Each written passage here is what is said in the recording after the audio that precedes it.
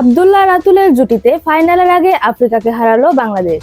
৬৮ রানে ৫ উইকেট। ছন্দ থাকা জাওয়াদ আবরারের সঙ্গে ততক্ষণে ড্রেসিং রুমে ফিরে গেছেন আজিজুল হাকিম তামিম, রিজান হোসেন, কালাম সিদ্দিকী, এলিন্দ্রা।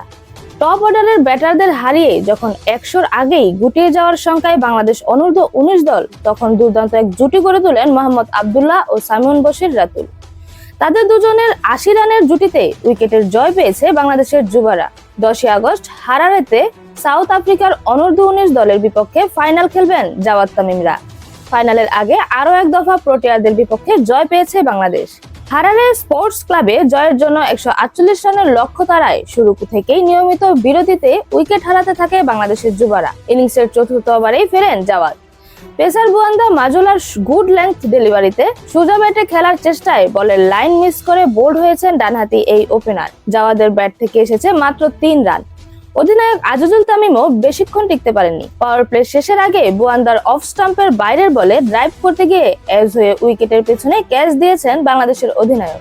আজিজুল তামিমের ব্যাট থেকে এসেছে ৭ রান। দলের রান ৫০ হওয়ার আগে আউট হয়েছেন রিজান। একটু পর ফিরে গেছেন কালাম সিদ্দিকী।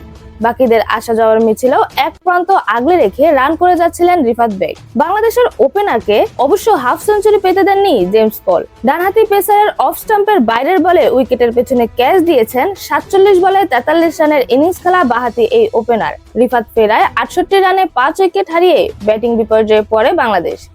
সেখান থেকে দলকে টেনে তোলার চেষ্টা করেন আব্দুল্লাহ ও রাতুল। তারা দুজন মিলে ৮০ রান যোগ করেন। জুটির বেশিরভাগ রানই এসেছে রাতুলের ব্যাট থেকে। শুরু থেকেই আক্রমণাত্মক ব্যাটিং করেছিলেন তিনি। ৬-৪ ও ৩টি ছক্কায় ৩৬ বলে ৫২ রানের ইনিংস খেলে অপরাজিত ছিলেন রাতুল। তাকে সঙ্গ দেয়া আব্দুল্লাহ ৪৭ বলে ২০ রান করেছেন। তাদের দুজনের ব্যাটেই শেষ পর্যন্ত ৫ উইকেটের জয় পেয়েছে বাংলাদেশের যুবরা। এরকম আরো নতুন নতুন খেলার আপডেট পেতে অবশ্যই চ্যানেলটি সাবস্ক্রাইব করে রাখুন। ধন্যবাদ। প্লেবাজ নিউজ।